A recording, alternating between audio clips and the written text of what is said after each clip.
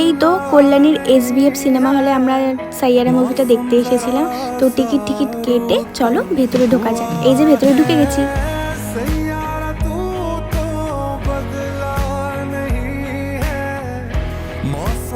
Movie দেখতে দেখতে হয়ে গিয়েছিল হাফ টাইম, আর হলে এসেছি পপকর্ন খাবো না তাই আবার হয় নাকি। তো নিয়ে নিয়েছিলাম এখানকার একটা পপকর্ন, যেটার দাম নিয়েছে 170 টাকা। গাইজ এইটুকুনি পপকর্নের দাম।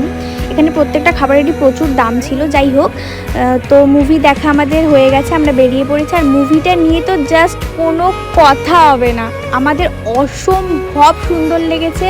পারলে তোমরাও হলে এসে দেখে যেও। আর এই দেখো এখানে আইটি আমরের পুজোর প্যান্ডেলের কাজ চলছে।